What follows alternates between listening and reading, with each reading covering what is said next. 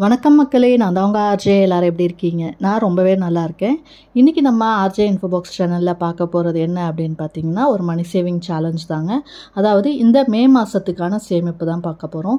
இது நம்ம எப்படி பண்ண போகிறோம் அண்ட் எதுக்காக பண்ண போகிறோம் அப்படிங்கிறதையும் பார்க்குறோம். பிகாஸ் நம்ம இப்போ இருக்கிற காலகட்டத்தில் பார்த்திங்கன்னா நமக்கு அதிகப்படியான செலவுகள் இருக்குது. நம்மளோட லைஃப் ஸ்டைலாக இருக்கட்டும், நம்ம காஸ்ட் ஆஃப் லிவிங் வந்து பார்த்திங்கன்னா அதிகமாகிட்டே இருக்குது. விலைவாசியெல்லாம் ஏறி இருக்குது. இதில் நமக்கு சம்பாதிக்கிற பணமும் கம்மியாக இருக்குது அண்ட் அதில் சேமிப்பு அப்படின்றது நிறைய பேர் பண்ணுறதே இல்லை. ஸோ இன்றைக்கி நம்ம குறைஞ்சது எவ்வளோ நம்ம வந்து சேமிக்கணும், அதை எப்படி சேமிக்கணும் அப்படின்றதான் பார்க்க போகிறோம். அண்ட் இந்த சேமிப்பு மூலயமா நம்ம வந்து ஒரு சிறு துளி பெருவெல்லம் அப்படிங்கிற மாதிரி தான். சின்னதாக நம்ம அமௌண்ட் எடுத்து வச்சாலும் பரவாயில்ல, முடிஞ்ச அளவுக்கு அவங்கவுங்க வருமானத்துக்கு ஏற்ற மாதிரி ஏதாவது ஒரு சேமிப்பை பண்ணுங்கள். அண்ட் சேமிப்பு பண்ணுறது மட்டும் இல்லாமல் சேவ் பண்ணுற பணத்தை இன்வெஸ்ட் பண்ண பழகிக்கோங்க. அப்போ தான் நம்ம பணம் வந்து வளரும். இன்வெஸ்ட்மெண்ட் அப்படிங்கிறப்ப பார்த்திங்கன்னா நிறைய ஆப்ஷன்ஸ் இருக்குது. பட் நமக்கு சேஃபான இன்வெஸ்ட்மெண்ட்னா போஸ்ட் ஆஃபீஸு, இல்லை பேங்க்ஸ் இருக்குது, இல்லை கோல்டு இருக்குது. இந்த மாதிரி ஏதாவது சேஃபான இன்வெஸ்ட்மெண்ட் ஆப்ஷனை நீங்கள் சூஸ் பண்ணிக்கலாம். இல்லை கொஞ்சம் ரிஸ்க் அதிகமாக எடுப்பேன் அப்படின்னா நீங்கள் மியூச்சுவல் ஃபண்ட்ஸ், எஸ்ஐபி இந்த மாதிரி ஷேர் மார்க்கெட் எல்லாமே கூட ட்ரை பண்ணலாம். பட் நம்ம இப்போ தான் ஆரம்பிக்கிறோம் அப்படிங்கிறப்ப பார்த்திங்கன்னா சேஃபான இன்வெஸ்ட்மெண்ட்டில் போகிறது பெட்டராக இருக்கும். அண்ட் நம்ம எப்படி சேவ் பண்ணணும், எப்படி இன்வெஸ்ட் பண்ணணும், அது எல்லாமே டீட்டெயிலாக பார்க்கலாம். நிச்சயமாக இன்றைக்கி நான் சொல்ல போகிற இந்த சேவிங்ஸ் உங்களுக்கு யூஸ்ஃபுல்லாக இருக்கும். அதனால் வீடியோவை ஸ்கிப் பண்ணாமல் ஃபுல்லாக பாருங்கள். இது இல்லாமல் நம்ம சேனலில் பார்த்திங்கன்னா ஆஸ் யூஷுவல் மணி ரிலேட்டடான நிறைய வீடியோஸ் இருக்குது. அது எல்லாமும் தேவைன்றவங்க சேனல் வீடியோஸை செக் பண்ணி பாருங்கள். அண்ட் உங்களுக்கு பிடிச்சிருந்ததுன்னா லைக் பண்ணிக்கோங்க. யூஸ்ஃபுல்லாகவும் இன்ஃபர்மேட்டிவாகவும் இருக்குன்னு ஃபீல் பண்ணிங்கன்னா சப்ஸ்கிரைப் பண்ணியும் சப்போர்ட் பண்ணுங்கள். அடுத்தடுத்து நான் போடுற வீடியோஸ் பார்க்கறதுக்கு பக்கத்தில் இருக்க பெல் ஐக்கான் ப்ரெஸ் பண்ணி அதில் ஆல் அப்படிங்கிற ஆப்ஷன் கொடுத்துட்டிங்கன்னா இனிமேல் நான் போடுற வீடியோஸ் கூட உங்களுக்கு இமீடியட்டாக நோட்டிஃபிகேஷனில் வந்து சேரும்.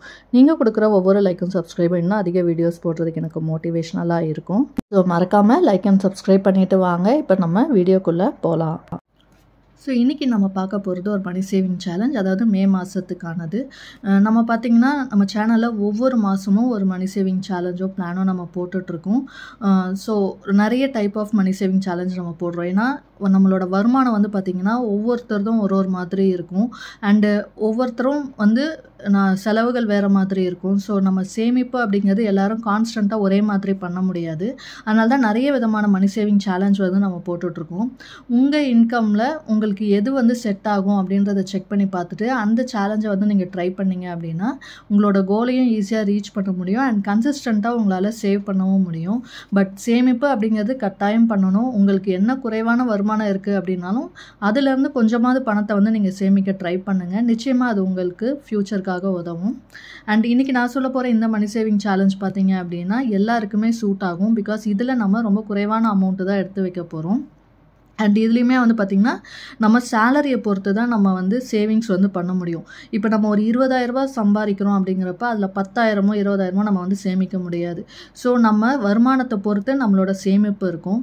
உங்களோட வருமானம் என்ன அப்படின்றத பார்த்துக்கோங்க. அண்ட் உங்களுக்கு ரொம்ப குறைவான வருமானம் இருக்குது அப்படிங்கிறப்ப வீட்டில் ஒருத்தர் சம்பாதிக்கிறீங்கன்னா இன்னொருத்தரும் ட்ரை பண்ணுங்கள் வேலைக்கு போகிறதுக்கு. கொஞ்சமாவது சப்போர்ட் பண்ணுற மாதிரி இருக்கும். அண்ட் அது மட்டும் இல்லாமல் எக்ஸ்ட்ரா ஒர்க் ஏதாவது பார்க்கலாம், பார்ட் டைம் ஜாப் எக்ஸ்ட்ரா பண்ணலாம். இந்த மாதிரி சின்னதாக பண்ணலாம். இல்லை வீட்டில் ஏதாவது பிஸ்னஸ் பண்ணுறது, இந்த மாதிரி அடிஷ்னலாக ஏதாவது பண்ணி ஒரு ஃபேமிலியாக சேர்ந்து நம்ம வந்து நம்மளோட இன்கம் அதிகரித்தோம் அப்படின்னா நம்மளோட சேவிங்ஸும் அதிகமாக இருக்கும். அண்ட் நமக்கான தேவைகளையும் ஈஸியாக பூர்த்தி பண்ண முடியும். அண்ட் உங்களுக்கு வர வருமானம், அதாவது மொத்தமாக உங்கள் ஃபேமிலியில் வர வருமானம் மொத்தத்தையும் சேர்த்து அதுக்கான மந்த்லி பட்ஜெட் வந்து போடுங்க. உங்களோட தேவைகள் என்ன, ஒவ்வொரு மாதமும் நமக்கு வந்து பார்த்திங்கன்னா ஃபிக்ஸடாக சில செலவுகள் இருக்கும். அதாவது இப்போ நம்ம வாடகை வீட்டில் இருக்கோம்னா மாதம் நம்ம வந்து வாடகை கொடுக்கணும். அண்டு நம்ம மளிகை சாமான் வாங்குவோம், பால், கேஸு, பசங்களோட ஸ்கூல் ஃபீஸ், இந்த மாதிரி நிறைய ஃபிக்ஸடான செலவுகள் வந்து நமக்கு இருக்கும். ஸோ மந்த்லி பட்ஜெட்டில் நீங்கள் என்னெல்லாம் செலவு இருக்குது அப்படின்னு எழுதி வச்சுக்கோங்க. அதுக்கேற்ற மாதிரி நீங்கள் செலவு பண்ணுங்கள். அண்ட் அதே மாதிரி நம்ம என்ன தான் பட்ஜெட் போட்டாலும் நமக்கு வந்து கொஞ்சம் கூட குறைய ஆகும். ஸோ நம்ம வந்து டெய்லி ஆகிற செலவுகளை எழுதி வைக்கணும். ஒவ்வொரு நாளும் நீங்கள் செலவு பண்ணுற அமௌண்ட்டை வந்து நீங்கள் எழுதி வச்சிங்க அப்படின்னா நம்ம மந்த்லி பட்ஜெட்க்கும் நம்ம டெய்லி செலவு பண்ணுறதுக்கும் மேட்ச் பண்ணி பார்க்கலாம். அண்ட் அது மட்டும் இல்லாமல் எங்கே நமக்கு வந்து எக்ஸ்ட்ராவாக பணம் போகுது, செலவு அதிகமாக பண்ணுறோம் அப்படிங்கிறத நம்ம இதை எழுதி வைக்கிறத வச்சு ஈஸியாக கண்டுபிடிச்சிடலாம். ஸோ உங்களுக்கு இது இன்னுமே யூஸ்ஃபுல்லாக இருக்கும். அடுத்தடுத்த மாதங்களில் நம்ம அந்த செலவுகளை குறைக்கிறதுக்கும் நமக்கு எவ்வளவு வந்து தேவை இருக்குது அப்படிங்கிறது எல்லாமே நமக்கு தெரியும். ஸோ டெய்லி ஆகிற எக்ஸ்பென்சஸை வந்து நீங்கள் எழுதி வைங்க. அடுத்தது நம்ம வருமானத்தில் வந்து பார்த்திங்கன்னா ஃபிக்ஸடாக சில சேவிங்ஸ் பண்ணணும். ஸோ ஃபிக்ஸட் சேவிங்ஸ் அப்படிங்கிறது பார்த்திங்கன்னா உங்களோட வருமானம், அதாவது 10,000 இருக்கலாம், 20,000 இருக்கலாம், 50,000 இருக்கலாம், 1,00,000 ரூபா இருக்கலாம். உங்களோட வருமானம் எவ்வளோ இருந்தாலும் அதில் குறிப்பிட்ட சதவீதம் பணத்தை வந்து நம்ம ஃபஸ்ட்டு எடுத்து வச்சுட்டு மீதி இருக்கிற பணத்தில் தான் நம்ம இந்த மந்த்லி பட்ஜெட்டே போடணும். ஃபார் எக்ஸாம்பிள், இப்போ உங்களுக்கு குறைவான சம்பளம் இருக்குது, ஒரு 10,000 20,000 தான் இருக்குது அப்படிங்கிறப்ப பார்த்திங்கன்னா நீங்கள் அதுலேருந்து ஒரு 10% எடுத்து வைக்கலாம். 10,000 அப்படிங்கிறப்ப பார்த்திங்கன்னா ஒரு 1,000 ரூபாவை எடுத்து வச்சுட்டு மீதி 9,000 ரூபாயில் நம்மளோட மந்த்லி பட்ஜெட் போட்டு நம்மளோட செலவுகளை பார்க்கலாம். அதே மாதிரி உங்களுக்கு கொஞ்சம் அதிக வருமானம் இருக்குது, ஒரு 30,000 இருக்குது அப்படிங்கிறப்ப பார்த்திங்கன்னா நீங்கள் அதுலேருந்து ஒரு 20% வந்து சேவ் பண்ணலாம். 20% அப்படிங்கிறப்ப பார்த்திங்கன்னா 30,000 ரூபாயில் ஒரு 6,000 ரூபாய் நீங்கள் சேவிங்ஸாக எடுத்து வச்சுட்டு மீதி இருக்கிற 24,000 ரூபாயில் உங்களோட மந்த்லி பட்ஜெட் வந்து பார்க்கலாம். இல்லை உங்களுக்கு 50,000 1,00,000 ரூபா சம்பளம் இருக்குது அப்படிங்கிறப்ப பார்த்திங்கன்னா அதுலேருந்து ஒரு 30% வரைக்கும் கூட நீங்கள் சேவ் பண்ணலாம். பிகாஸ் அதிகமாக நம்ம சம்பாதிக்கிறோம் அப்படின்றதுக்காக அதிகமாக செலவு பண்ணணும் அப்படிங்கிற அவசியம் எதுவுமே கிடையாது. ஸோ முடிஞ்ச அளவுக்கு தேவைக்கேற்ப நம்ம செலவு பண்ணிவிட்டு மற்ற பணத்தை நம்ம சேவிங்ஸாக போட்டோம் அப்படின்னா நம்ம லைஃப் ஃபுல்லாகவே ஹாப்பியாக இருக்க முடியும். நம்மளோட ஃப்யூச்சரும் வந்து நல்லாயிருக்கும், நம்ம குழந்தைங்களோட எதிர்காலத்துக்குமே அது நல்லாயிருக்கும். ஸோ முடிஞ்ச அளவுக்கு சேவ் பண்ணுங்கள். அண்ட் இது வந்து ஃபிக்ஸட் சேவிங்ஸ். உங்களோட வருமானத்தில் நான் சொன்னேன் 10%, 20%, இல்லை 30% சேவ் பண்ணுங்கள் அப்படின்னு சொல்லிட்டு. அடுத்தது வந்து பார்த்திங்கன்னா அடிஷ்னல் சேவிங்ஸ். இந்த அடிஷ்னல் சேவிங்ஸ் அப்படின்றது பார்த்திங்கன்னா நம்ம ஒவ்வொரு மாதமும் இந்த ஃபிக்ஸட் சேவிங்ஸ் போக நம்ம மந்த்லி பட்ஜெட் எழுதுகிறோம் இல்லையா, அதுலேருந்து காசை வந்து நம்ம மிச்சப்படுத்தி எடுத்து வைக்கிறது. ஸோ இந்த அடிஷ்னல் சேவிங்ஸ் வந்து பார்த்திங்கன்னா உங்களுக்கு தேவைக்கு ஏதாவது வாங்கணும், வீட்டுக்கு தேவையான பொருள் வாங்கணும், இல்லை உங்களுக்கு பர்சனலாக ஏதாவது வாங்கணும், இந்த மாதிரி நிறைய விஷயங்களுக்காக நம்ம இந்த பணத்தை வந்து யூஸ் பண்ணிக்கலாம்.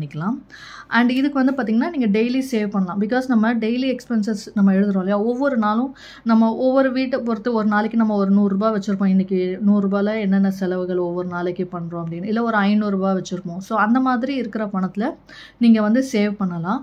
ஸோ அதில் மிச்சப்படுத்தி நம்ம வந்து சேவ் பண்ணுறது தான் இந்த மாதம் நம்ம பண்ண போகிறது. ஸோ நீங்கள் ஒவ்வொரு நாளும் வந்து எவ்வளோ முடியுதோ அந்த அமௌண்ட்டை வந்து எடுத்து வைங்க. அண்ட் இதில் நான் வந்து ஆவரேஜாக போட்டிருக்கேன். இது முடிஞ்சாலும் பரவாயில்ல, இல்லை இதை விட கம்மியாக கூட நீங்கள் சேவ் பண்ணலாம், இல்லை இதை விட அதிகமாகவும் நீங்கள் வந்து சேவ் பண்ணலாம்.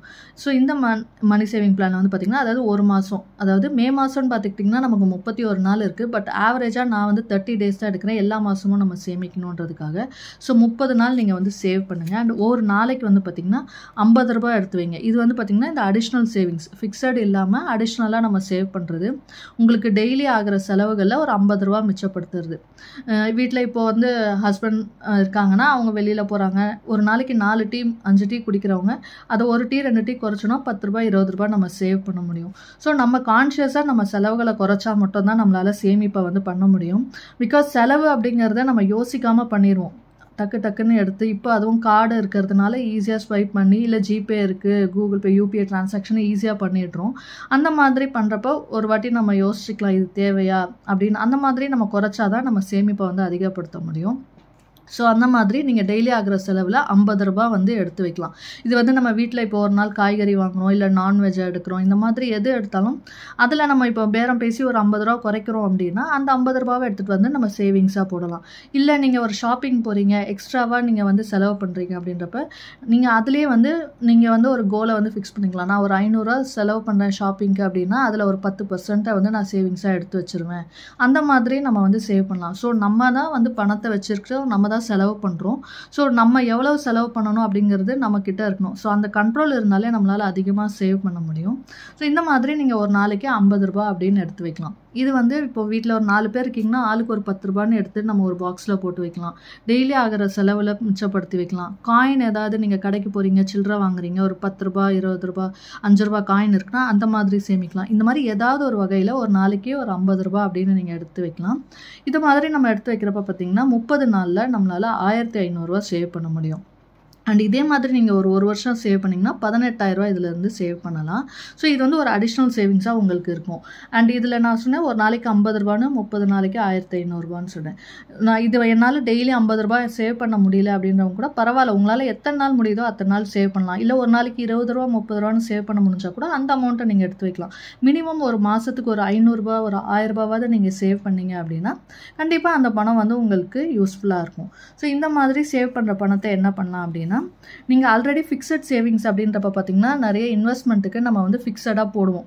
அதாவது மாதம் ஆர்டினா நம்ம மாதம் இவ்வளோ கட்டணும், இல்லை ஒரு நகைச்சீட்டு போடுறோன்னா கண்டிப்பாக நம்ம வந்து மாதம் 1000மோ 2000மோ 5000மோ நம்ம கட்டணும் அப்படின்னு இருக்கும். பட் இது வந்து நீங்கள் ரேண்டமாக சேவ் பண்ணுறதுனால நீங்கள் வந்து அந்த பணத்தை வந்து தேவைக்கேற்ப நம்ம யூஸ் பண்ணிக்கலாம். ஃபார் எக்ஸாம்பிள், இது வரைக்கும் நீங்கள் எமர்ஜென்சி ஃபண்டுன்னு எதுவுமே சேவ் பண்ணல அப்படின்னு வச்சுக்கிட்டிங்கன்னா இந்த பணத்தை வந்து எமர்ஜென்சி ஃபண்டுக்காக யூஸ் பண்ணிக்கலாம். எமர்ஜென்சி ஃபண்ட் அப்படிங்கிறது பார்த்திங்கன்னா நம்ம எல்லாருமே கையில் வச்சுருக்க வேண்டிய ஒரு பணம். அதாவது நமக்கு எப்போ என்ன செலவு வரும்னு தெரியாது. ஸோ அந்த மாதிரி செலவுகளில் வந்து கடன் வாங்காமல் இருக்கிறதுக்காக இந்த எமர்ஜென்சி ஃபண்ட் வந்து நம்ம யூஸ் பண்ணுறோம். ஸோ இந்த ஃபண்ட் வந்து பார்த்திங்கன்னா உங்களோட சம்பளத்தில் வந்து பார்த்திங்கன்னா அதாவது ஒரு 6 மாத சம்பளத்தை வந்து நீங்கள் எமர்ஜென்சி ஃபண்டாக கையில் வச்சுருந்தீங்க அப்படின்னா தான் எந்த ஒரு எமர்ஜென்சி சிச்சுவேஷன் வருது, நமக்கு வேலையே போகுது, இல்லை நமக்கு அர்ஜென்ட்டாக ஒரு மெடிக்கல் எமர்ஜென்சி, இந்த மாதிரி எந்த ஒரு காரியத்துக்கும் நம்ம இந்த பணத்தை வந்து யூஸ் பண்ணிக்கலாம்.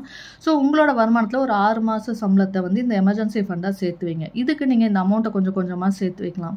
இல்லை மாதம் நமக்கு திடீர்னு ஒரு டாக்டர்கிட்ட போகிறோம், 500 1000 செலவாகுதுன்னா கூட நம்ம டக்குன்னு அந்த பணத்தை வந்து இந்த எமர்ஜென்சி ஃபண்ட்லேருந்து எடுத்துக்கலாம். ஸோ இந்த மாதிரி பணத்தை நீங்கள் எமர்ஜென்சி ஃபண்டில் போட்டு வைக்கிறப்ப நம்ம கடன் வாங்காமல் இருக்க முடியும். இப்போ இருக்கிற காலகட்டத்தில் கடன் வாங்காமல் இருக்கிறதே நமக்கு பெரிய விஷயமா இருக்கும். ஸோ அதுக்கான அந்த அமௌண்ட்டாக வச்சுக்கலாம். இல்லை நீங்கள் வந்து இன்வெஸ்ட்மெண்ட் வந்து பண்ணல, எனக்கு சம்பளம் வந்து ரொம்ப குறைவாக இருக்குது அப்படின்றவங்க பார்த்தீங்கன்னா ஃபிக்ஸட் சேவிங்ஸே என்னால் பண்ண முடியலன்றவங்க அட்லீஸ்ட் இந்த அமௌண்ட்டை சேவ் பண்ணிங்க அப்படின்னாலும் அதில் ஆர்டியோ இல்லை கோல்டு சிட்டோ நீங்கள் வந்து மாதம் போட்டு இன்வெஸ்ட் பண்ணலாம். வேறு எந்த ஆப்ஷனும் நான் பண்ணலை, என்னால் ஃபிக்ஸட் சேவிங்ஸ் சேமிக்க முடியலன்றவங்க இந்த பணத்தை இந்த மாதிரி நீங்கள் சேவ் பண்ணிகிட்டே வரலாம். அண்ட் அடுத்தது வந்து பார்த்திங்கன்னா நான் மற்றதெல்லாம் போடுறேன், எனக்கு மாதம் சேமிக்கிற இந்த அடிஷ்னல் சேவிங்ஸை வந்து என்ன பண்ணலாம் அப்படின்னா நீங்கள் வந்து மில்லிகிராமில் கோல்டு காயின் வாங்கலாம்.